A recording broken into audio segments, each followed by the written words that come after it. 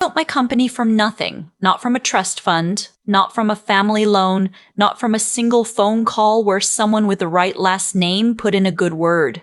I built it from 4 years of 7-day weeks, from a savings account I drained 3 times, from a studio apartment in Austin where I ate grocery store sushi for dinner because I couldn't afford the restaurant across the street. My family had opinions about all of it. My mother thought I was embarrassing myself.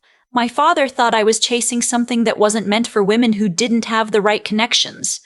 My brother thought it was a phase, something I'd give up once I realized the real world didn't reward stubbornness. He said that to my face at Thanksgiving one year while I was helping clear the dishes, while my sister-in-law nodded along like he'd said something wise. I didn't argue. I never argued. I just drove home that night and worked until 2 in the morning. That's the part they never understood about me. When they pushed, I didn't push back. I just worked. My company is a commercial interior design firm. I started it when I was 28 with one client, a restaurant owner who found me through a mutual friend and took a chance on a woman with a portfolio and no business address. I worked out of my apartment for 14 months. I bought a used drafting table off Craigslist and set it up in my living room, and I told myself I'd have a real office by the time I was 30. I was 29 and a half when I signed my first lease. By the time I was 32, I had 11 full-time employees, a client list that included 3 regional hotel chains, and a reputation in the Austin commercial design market that I had built entirely by doing the work right, every single time, without cutting corners or making promises I couldn't keep. My family did not celebrate any of this. They acknowledged it the way you acknowledge weather, something happening, not something worth discussing.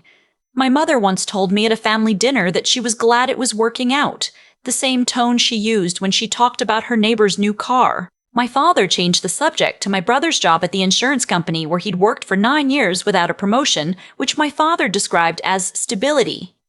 I smiled. I passed the breadbasket. I went home and worked.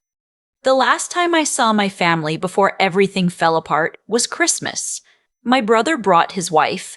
My father made his usual comments about the economy. My mother made her usual comments about when I was going to slow down.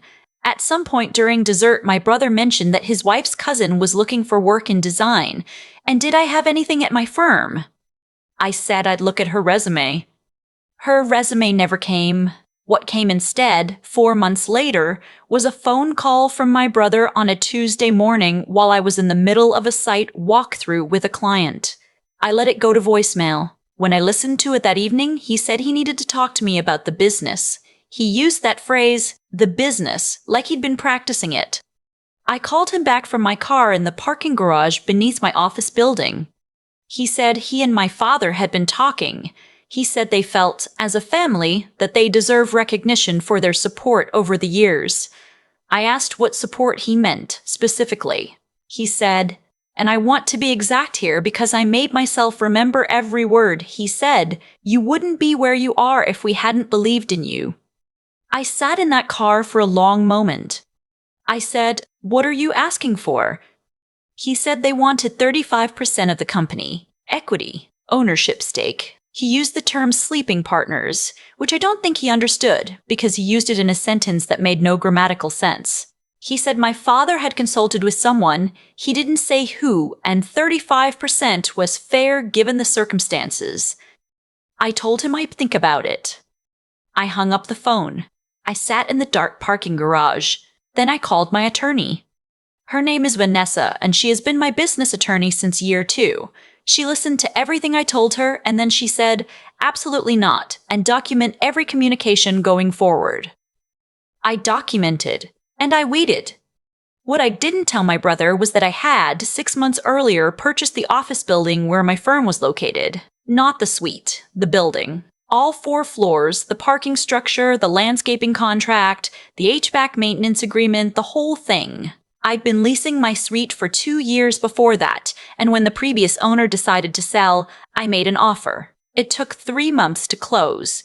I told almost no one. It wasn't a secret exactly, it was public record, but I wasn't in the habit of announcing my assets to people who had never once asked how I was doing. My building manager, a man named Gordon who had worked the property for 11 years, knew. Vanessa knew. My CFO knew. That was more or less the full list. My brother did not know. My father did not know. My mother did not know. They were about to find out. The meeting was scheduled for a Wednesday. I had a standing client review every Wednesday at 10, and that week it was a full room, 2 representatives from a hospitality group we'd been working with for 8 months, my project lead, and 2 junior designers. We were finalizing material selections for a boutique hotel renovation in San Antonio, and I needed everyone focused. At 9:52, my office manager knocked on my conference room door and leaned in with an expression I had never seen on her face before. She said, "There are 3 people in the lobby who say they're your family. They say they have a meeting with you." I looked at her. "They don't." "I know," she said. "I told them that. Your father is being loud." I excused myself from the conference room. I walked to the lobby. My father was standing at the reception desk in a blazer he wore to funerals and graduations. My brother was beside him, hands in his pockets, looking somewhere between determined and deeply uncomfortable. My sister-in-law was there too, which I had not expected, standing slightly behind both of them with her arms crossed. My father looked at me and said, "We need to speak with you now." I said, "I'm in a client meeting." He said, "This won't take long." There was something in his voice, not anger exactly, but certainty. The certainty of a man who believed he held something over me. I recognized it from my entire childhood. I told my office manager to ask Marcus, that's my project lead, to hold the meeting for 20 minutes. Then I walked my family to the small conference room off the hallway, the one we used for vendor calls, and they closed the door. My father did not sit down. He stood at the head of the table like he was running the meeting, and maybe he thought he was. He said they had given this a great deal of thought. He said the 35% figure my brother had mentioned was, on reflection, too modest. He said they had consulted with someone, again, this mysterious someone, and the revised number was 45%. My brother looked at his shoes. My sister-in-law said, "We think it's only fair." I looked at her for a moment. Then I looked back at my father. I said, "What is your basis for this number?" My father said that families supported each other. He said I had grown up in their home, eaten their food, been given opportunities that cost them money. He said that everything I had built was built on a foundation they had provided. I said, "You didn't give me any money for this company." He said money wasn't the only form of support. I said, "I'm going to need you to be specific." He didn't like that. His jaw tightened. He said he didn't have to justify himself to me in a room I rented. That was when I understood the full shape of what he believed. He thought I rented this space. He thought I was a tenant. He thought the building above us, around us, beneath us, belonged to someone else, someone he could use as leverage. And here's the thing about my father. He had been using other people's leverage his entire life. He knew people. He made calls. He was, in his own estimation, connected in ways that mattered. And he had decided sometime in the weeks before this meeting that he would use those connections against me. He said, "I know the property management company that handles this building. I've already made some calls. If you're not willing to come to an agreement with your family, I think you'll find your lease situation becomes a great deal more complicated." I let the silence sit for a moment. Then I said, "Which property management company do you mean?" He named a firm. It was not the firm I used. I don't know where he got the name, possibly from an old online listing, possibly from someone who no longer had accurate information. But he said it with complete confidence, the way he said everything. I said, "That firm doesn't manage this building." He said, "I have it on good authority that they do." I said, "They don't." He said, "I'm telling you, I've already spoken to someone there." I picked up my phone. I want to describe this moment carefully because it is the one I returned to. I opened my contacts. I found the number I was looking for. I put the call on speaker and set the phone on the table between us. It rang twice. Gordon answered. I said, "Gordon, I'm sorry to call outside our usual check-in. I have a quick question, and I need you to answer it clearly. Can you tell me who owns this building? There was a brief pause. Gordon knows me well enough to understand when something unusual is happening. He said, "You do. You've owned it since the closing last October. Is everything all right?" I said, "Everything's fine. Thank you, Gordon." I ended the call. I looked at my father. His mouth was open slightly. My brother had gone very still. My sister-in-law looked at the wall. I said, "I'm not a tenant. I own this building. All of it. Which means the leverage you thought you had doesn't exist. The calls you made didn't go anywhere useful. And the 35 or 45 or whatever percent you came here to demand, you came here to demand a piece of something that is entirely mine, which I built without a single dollar from this family." My father started to say something. I held up one hand. I said, "I'm going back to my client meeting now. You are going to leave this building. If you have legal claims you'd like to make, you are welcome to submit them to my attorney. Her contact information is on my website." I stood up. My brother said my name. I said, "I'll see you out." They left. Gordon had come up from the parking level by then. I hadn't asked him to, but he was good at reading situations. And he stood near the elevator while my father and my brother and my sister-in-law walked past him in silence. My father looked straight ahead. My brother looked at the floor. My sister-in-law did not look at anything. The elevator closed. I stood in the lobby for a moment. My office manager was watching me from her desk with an expression of barely contained disbelief. I said, "Can you let Marcus know I'm coming back in?" She said she would. Then she said very quietly, "Are you okay?" I thought about it. I said, "Yeah, I am." And I was. I went back into the conference room and I apologized to our clients for the interruption, and I told them there had been an unexpected family matter. The woman across the table, she was the director of development for the hospitality group, she looked at me for a moment and said, "Family stuff is the worst. Are we still good on the San Antonio timeline?" I said yes. We finished the meeting. We finalized the selections. What happened after that took several months to fully resolve, and I want to tell you all of it because I know what it's like to watch a story end before you find out what the consequences actually were. My father did not take the meeting quietly. In the 2 weeks following, he contacted 3 people in my professional network: one former client, one vendor I worked with regularly, and one person I had collaborated with on a charity project, and told each of them in varying versions that my company was under financial investigation, that I had misrepresented my assets in a business transaction, and that he was concerned about my stability as a business partner. He did this because he was angry and because humiliation is a thing some people cannot survive without converting into aggression. What he did not know was that the commercial design world in Austin is smaller than it looks from the outside, and that 2 of the 3 people he called mentioned it to mutual contacts who mentioned it to me, and that the 3rd called me directly to say, "Your father just told me something I assume is not true. Do you want to talk about it?" Vanessa used the word defamation on a Friday afternoon phone call. She said we had a documentable case. The statements were false. They were made to business contacts with clear intent to damage my professional reputation, and we had witnesses. She said it was my call. I thought about it over the weekend. On Monday, I told her to send a letter. The letter went to my father through certified mail. It outlined the specific statements he had made, the parties to whom he had made them, and the legal definition of defamation under Texas law. It requested that he issue corrections to the 3 individuals he had contacted and that he cease any further communications of this nature. It was 3 pages and very calm, and it must have been terrifying to open.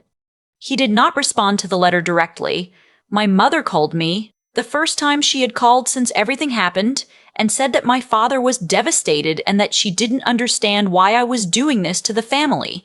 I listened to her say this. Then I said, "Mom, he lied to my clients. He tried to destroy something I spent 4 years building because I wouldn't give him money he wasn't entitled to. I need you to understand what actually happened." She was quiet for a long time. Then she said, "He didn't think you'd actually fight back." I said, "I know." The corrections were issued. My father wrote 3 short emails to the people he had contacted. I saw copies because Vanessa requested them as part of the resolution, and they were stiff and awkward and did not include the word sorry. But they said what needed to be said. The matter was closed without going to court. My brother emailed me 6 weeks after the conference room. He said he wanted to apologize. He said he had let my father talk him into something he knew was wrong. He said he was sorry for the pressure and for showing up without warning and for making me feel like my success wasn't my own. It was a real apology, not perfect, but real. I sat with it for a few days. I wrote back and said I appreciated it and that I needed some time and that I hoped we could find our way back to something at some point. That's still where we are. Time. My sister-in-law has not contacted me. That's fine. I don't need everyone to come around. My father and I have not spoken since the day he walked out of my elevator. I don't know if we will.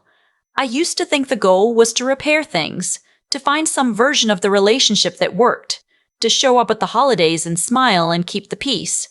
I spent a lot of years maintaining a peace that was entirely one-sided, a peace that cost me things I didn't notice I was paying. What I know now is that some relationships only function when one person is smaller than they could be. When I stopped being smaller, my father had no idea what to do with me. He went looking for leverage because leverage was the only language he had. He found a building I owned. I think about Gordon answering that call. The 2 rings. The pause before he spoke. I had not planned it. I want to be clear about that. I didn't set a trap. I didn't rehearse. I just picked up my phone because I was tired of being talked at by a man who had never once asked me how the company was doing, had never once said the words, "I'm proud of you," had shown up that morning to take something from me and called it family. I picked up my phone because I was done explaining myself and it was faster to just show him. That's the thing I've learned about building something real. You don't have to announce it. You don't have to defend it. You just have to keep building. Quietly, steadily, without waiting for anyone's permission or approval, and eventually the thing you've built speaks clearly enough that you don't have to say a word. The building spoke. I just held the phone. I keep coming back to something my mother said on that phone call. She didn't mean it as a compliment. She said it like an explanation, maybe even an excuse. But it's the truest thing anyone in my family has said to me in years. He didn't think you'd actually fight back. He was right for a long time. I didn't fight back. I cleared the dishes. I smiled at the holidays. I let comments pass that should have been challenged, let dynamics stand that cost me more than I ever calculated. I told myself that keeping the peace was the mature thing to do. What I was actually doing was making myself smaller so the people around me wouldn't have to grow. That's not generosity. That's a habit. And habits, if you don't examine them, become the walls of the life you end up living. What I know now, what this whole thing made undeniable, is that integrity isn't just about being honest with other people. It's about being honest with yourself about what you're willing to accept. My father walked into my building believing I was a tenant. He believed that because I had spent years not correcting the story people told about me, I let them think I was smaller than I was. Because making myself visible felt dangerous. What I didn't understand is that invisibility has a cost too. It just bills you later. Gordon answering that call, 2 rings, a pause, you've owned it since October. That moment didn't happen because I planned it. It happened because I had spent 4 years making real decisions, quietly, without asking anyone's permission. The building was mine because I had done the work to buy it. The work was real because I had chosen every single day to build something instead of waiting for someone to hand it to me. You cannot fake that kind of outcome. You can only earn it or you can't. My brother came around. I believe his apology was genuine, and I believe part of what he was apologizing for was his own cowardice, going along with something he knew was wrong because it was easier than standing up to our father. I understand that. I spent years doing the same thing, but understanding something and excusing it are different actions, and I am still learning to hold both at once. My sister-in-law hasn't reached out. That's her choice and I respect it. My father and I have not spoken. I don't know if we will. I used to think reconciliation was always the goal, that families were supposed to find their way back to each other no matter what. I'm not sure I believe that anymore. Some relationships only work when the power is unequal. When the power equalizes, the relationship either evolves or it ends. Ours hasn't evolved. What I'm left with, on the other side of all of it, is something quieter than victory. It's closer to clarity. I know what I built. I know what it cost. I know that no one who wasn't in that studio apartment with me at 2 a.m. has any claim on what came from those years.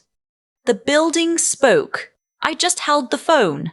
And I think that's the whole lesson, honestly. Not the dramatic moment in the conference room, but the 4 years before it. Build the real thing. Do the actual work. Be someone whose receipts are in order when the moment comes to show them. The moment always comes.